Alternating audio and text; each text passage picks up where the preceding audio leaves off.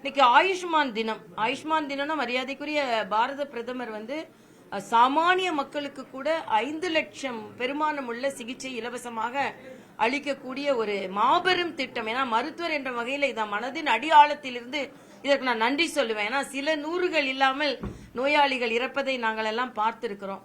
அதனால சாமானிய மக்களுக்கும் கார்ப்பரேட் ஹாஸ்பிட்டல்ஸ்ல கூட அவங்க ட்ரீட்மெண்ட் எடுத்துக்கலாம். அந்த அளவிற்கு வருடத்திற்கு 5 லட்சம் ரூபாய் இந்த மருத்துவ காப்பீட்டின் மூலமாக கொடுக்கப்படுகிறது. ஆனா இதுல ஒரு பிரச்சனை என்னன்னா, தமிழக முதலமைச்சரின் திட்டத்தோடு இந்த மருத்துவ காப்பீடு இணைக்கப்பட்டு இருக்கிறது.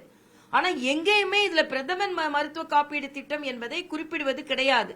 எல்லாமே முதலமைச்சரின் மருத்துவ காப்பீடு திட்டம் அப்படின்றதுதான் இதுல வருது. அதனால தமிழக அரசு இதை உறுதி செய்ய வேண்டும் என்பது மட்டுமல்ல, 70 வயதிற்கு மேற்பட்ட மருத்துவ காப்பீடு செய்பவர்களுக்கு கூட இங்கே உள்ள சில மருத்துவமனைகள் அவர்களுக்கான அந்த சலுகையை அளிக்க மறுக்கிறார்கள். அதனால் தமிழக அரசாங்கமும் அதை கண்காணிக்க வேண்டும். மருத்துவமனைகளும் நீங்கள் எவ்வளவோ சிகிச்சை அளிக்கிறீர்கள், சாமானிய மக்களுக்கு பிரதமரின் இந்த சிகிச்சைக்கு உதவ வேண்டும் என்று நான் தனியார் மருத்துவமனைகளையும் நான் கேட்டுக்கொள்கிறேன்.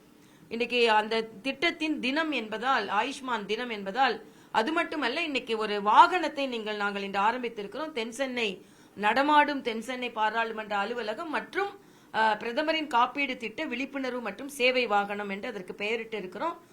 இந்த வாகனம் தென்சென்னையில் பல பகுதிகளில் நிறுத்தப்பட்டு அந்த பகுதியில் உள்ள மக்களின் பிரச்சனைகள் புகார்களாக வாங்கப்பட்டு எங்களால் எவை தீர்த்து வைக்க முடியுமோ தீர்த்து வைக்கப்படுவோம். அதே மாதிரி அதிகாரிகளிடமும் அமைச்சர்களிடமும் அரசாங்கத்திடம் கொடுக்க வேண்டுமோ அதை நாங்கள் கொடுப்போம். ஏன்னா நான் வெற்றி பெற்றால் 6 இடங்களிலும் நாங்க அலுவலகம் திறப்போம் என்று சொன்னோம். வெற்றி பெறவில்லை. அதனால் 6 இடங்களில் திறக்க முடியாது. அதனால் மக்கள் எங்கு இருக்கிறார்களோ அங்கே வாகனம் மூலம் வருவதற்கு நாங்கள் ஏற்பாடு செய்திருக்கிறோம்.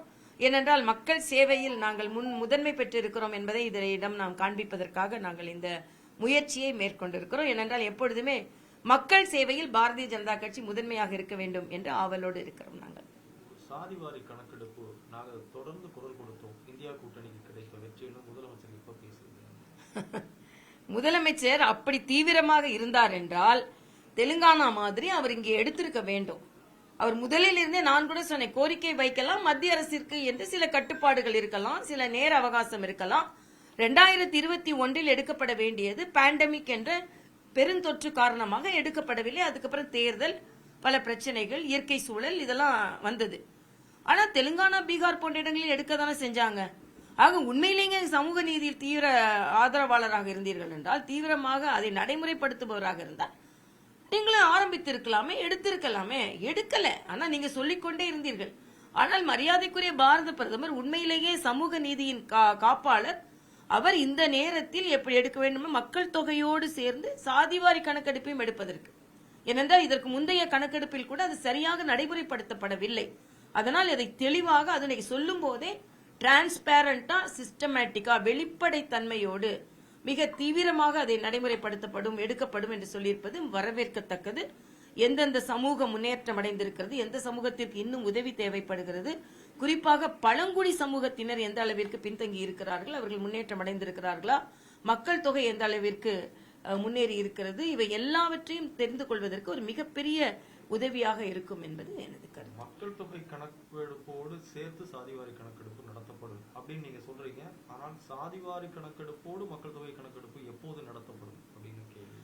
இல்ல, அதுதான் அவங்க சொல்லியிருக்காங்களே, 2026க்குள் நாங்கள் நடத்துவோம் சொல்லியிருக்காங்க. அதனால ஒன்று அறிவிப்பு வந்தவுடன் அதற்கான நடைமுறைகளை மேற்கொள்வோம். இது அண்ணன் செல்வ பெருந்தகை இது தாமதமாக எடுக்கப்பட்ட முடிவு அப்படின்னு சொல்றாரு. எந்த தாமதமாக எடுக்கப்பட்ட முடிவு, தாமதமாக எடுக்கப்பட்ட முடிவு இல்ல. அதே மாதிரி இந்த காலத்திற்கு ஏற்ற முடிவு அது. அதனால மரியாதைக்குரிய பாரத பிரதமர் தாமதமாக ஏற்கப்பட்ட முடிவுனா இவங்க தான் திடீர்னு கச்சத்தீவை தாமதமாக என்று முடிவெடுக்கிறார்கள்.